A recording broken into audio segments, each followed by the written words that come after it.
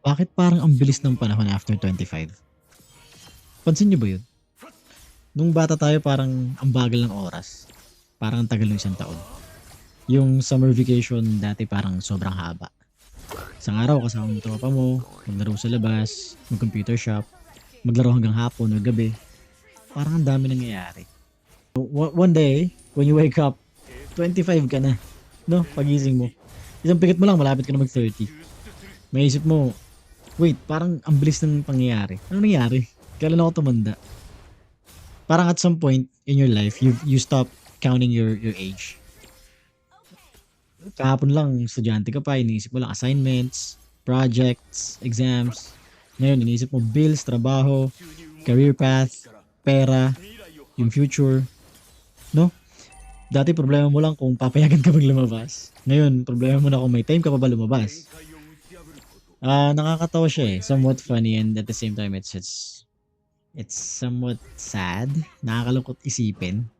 Kasi dati gustong-gusto natin tumanda. Gusto natin magkaroon ng sariling pera. No? Gusto natin walang masasabi kung ano yung gagawin natin.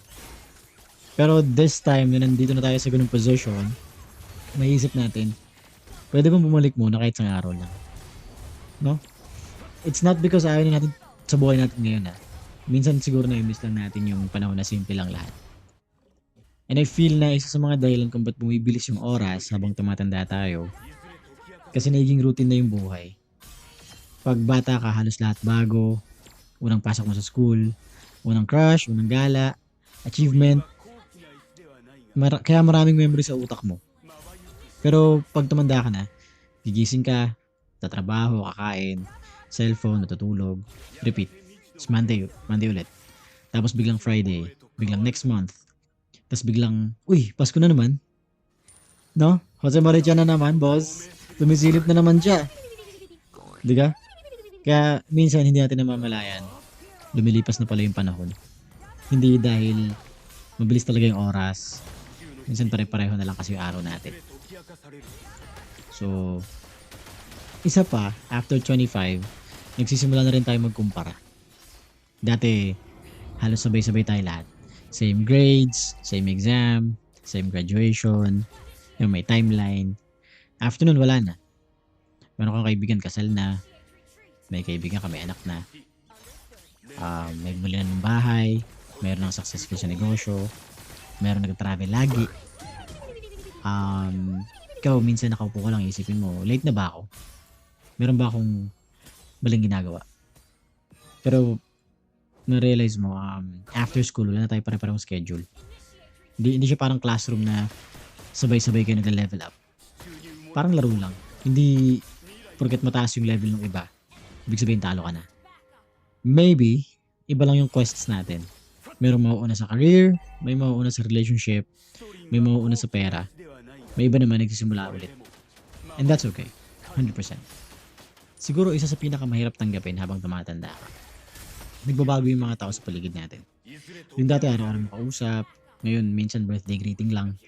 HBD lang, tipid pa nga sa greeting. Happy birthday, HBD na lang, no? Yung dati tropa natin lagi nagaya.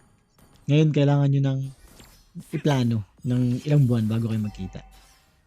Hindi dahil wala na kayong pake, no? It doesn't mean na wala kayong pake sa isa't isa. Maybe ganun lang talaga siya. Minsan ganun lang talaga. Lahat may sariling sariling buhay, sariling laban. May nagbabayad ng bills, may bumubuo ng pamilya, may inaayos sa sarili, may mga silent battles, yun. Tahimik lang lumalaban. Habang tumatanda ka, ma-realize mo na hindi na paramihan ng kasama. Mas importante yung yung quality, yung mga totoong nandyan. Kaya kung nasa late 20s ka, or papunta ka ng 30 at feeling mo mabilis na yung panahon, normal lang siguro na maramdaman mo yun. Kasi nasa point tayo ng buhay na marami nagbabago. Hindi na tayo bata. Pero hindi ibig sabihin nun, ubos na yung oras natin. Marami pang pwedeng mangyari. Pwede ka pa magsimula ulit. Pwede ka pa matuto, pwede ka pa magbago. Baka yung 20s natin hindi pala para makuha lahat. Baka para matutunan natin sino talaga tayo. Yung 30s, dito pala magsisimula yung totoong laro. No? It's one way to look at it. Kaya habang mabilis yung panahon, 'di ba? Hindi mo siya napapansin kasi routinary na siya eh. Nagmumukhang mabilis siya kasi paulit-ulit yung ginagawa natin. Magtrabaho, matulog, tas trabaho na naman. Paminsan-minsan, huminto ka saglit. Huminto ka rin. Tingin ka muna sa paligid mo, magpasalamat, no? Appreciate what you have in the present. Kasi baka yung buhay na minamadali mo ngayon, baka yun yung mamiss mo in the future. It's just something I realized, no? Kasi ngayon na 30 tayo or we're at this age, iniisip natin na gusto kong bumalik sa pagkabata kahit isang araw lang. So maybe it's a sign to appreciate or pause a little bit in the present and then appreciate the things that you have right now and the things that you're experiencing because it might be just the thing you will be looking back or you will be missing in the future. So do whatever, right? Or pause and appreciate the present.